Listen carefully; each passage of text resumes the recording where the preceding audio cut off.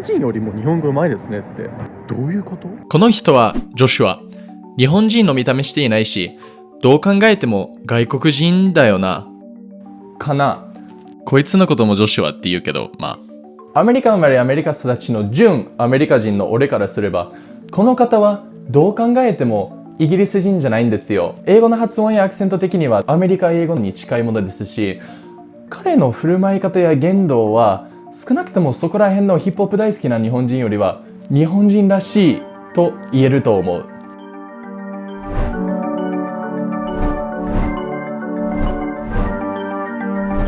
個人的には本人が望む場合を除いて生まれてからずっと日本に住んでいる人のことを外国人というのは不適切だと思う。だって少なくとも何の疑われもなく日本を出歩いている帰国子女よりは長く日本に住んでいるはずだし、2年以上日本の外で住んだ人ならジョシュアさんよりは外国人であるとも言えるだろう。ではなぜジョシュアさんは日本人より日本語がうまいと言われるのか。顔が違うからか、それとも大和魂がないと思われているからか。外国人でも頭脳は同じ。真実はいつも一つ。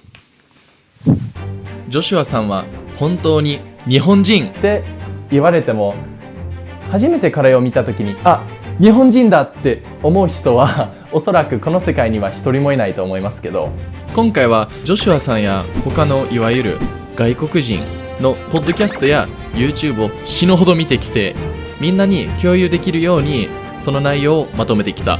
ではやってみよう。お店に入ると英語で接客されたり、いらっしゃいませ。こんにちは。ハロー。違う。 Do you need anything? 日本語 OK。日 You 本語 speak 大丈夫です。 Japanese? はい。すごいですね。ジャパニーズ。日本語上手ですね。ジャパニーズ OK。すごいですね。日本語違う。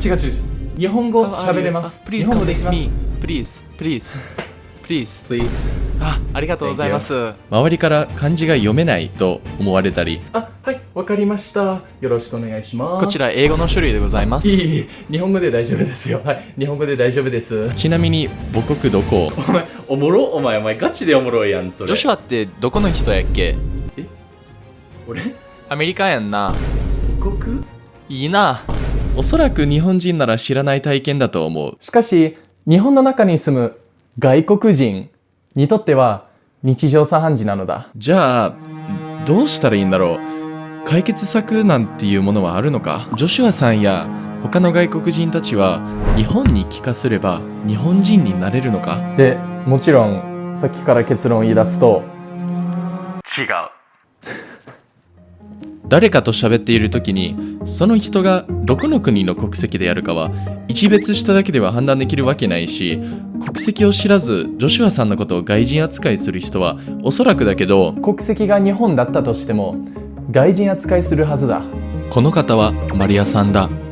日本生まれ日本育ちのウクライナとロシアのハーフだ。マリアさんは日本ではなかなか見られないタイプの人だし、せっかくインタビューがあるのでちょっと聞いてみよう。日本語喋れるのに結構レストランとか行っても英語のメニュー出されたとかそういうのあるんじゃないですか。すっごいあれはもうムカつきます。外国人ではないよって思われたいです。でも顔見た瞬間日本語分かってたのとか言われた時にソリビールサラダとか直す人もいるんですよ。でもずっと日本で生まれてて日本人要素もあると思うし、なぜかというとロシアに帰る時にやっぱり違うねって言われるんですよ。で日本にいてもやっぱり外国の人だねって言われることがあるので、正直多分そのロシアと日本のハーフみたいな感じになってるとは思うんです。少なくとも俺には帰る場所はあるけど、自分がもしアメリカに帰っていやお前は何か違うって言われ、また日本に戻ってきていやお前はやっぱ外人やわって言われたら、なんかすごい複雑な気持ちになりそうやな俺は正直。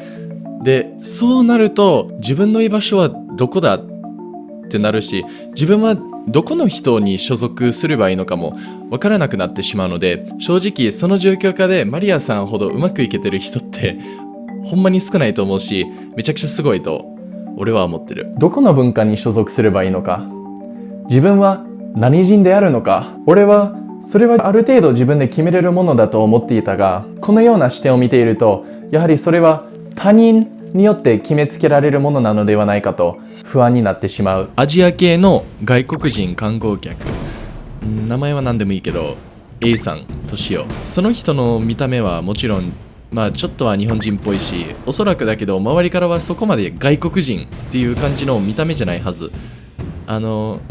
アジア系の外国人観光客はまあ日系ブラジル人とか日系アメリカ人もそのうちに含まれるけど、その人の日本語の発音がまあまあしっかりしていれば、その人が外国籍であったとしてもその人を外人扱いすることはないだろう。外食などをする際に見た目が日本人っぽいけど日本語が喋られない外国人は日本語で接してもらえて、ジョシュアさんやマリアさんのような見た目が外国人だけど日本語が喋れる人は時によってどんだけ日本語を喋っても日本語で接客してもらえないことがある。外国人として日本に入ることっていうのはすごく難しいことだった。日本の法律が血統主義である以上、日本人とその他に大きな区別をつけることは多少しょうがないんじゃないかなと思っている。この日本人とその他という大きな区別をかける存在として日本人より日本人や日本人より日本語がうまいなどがあると思う。その言葉を言った意味や意図の裏には様々あると思うけど、おそらくその人が本来日本人の特有文化であるはずのものがその外国人にあると判断しその発言をしているんだと思う。ただしジョシュアさん、日本人より日本語がうまいと発言されている時点であなたは見た目だけで日本語が下手くそであると決めつけられているのだ。けどジョシュアさん、まだいいことはある。全然まだいいことはあるんですよ。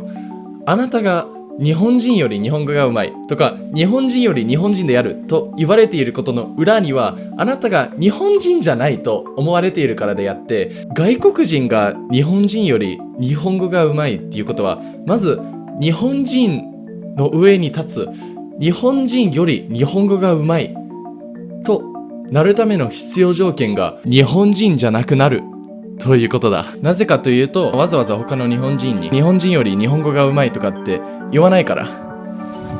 よって日本人より日本語をうまくするには日本人じゃなくなる必要がある。しかしあなたはその場合日本人じゃないので日本語は下手くそです。ジョシュアさん、あなたの話を知っている人からすれば日本人だ。しかしあなたの話を知らない人からすればあなたは日本人以下かつ日本人以上、つまりイギリス人だ。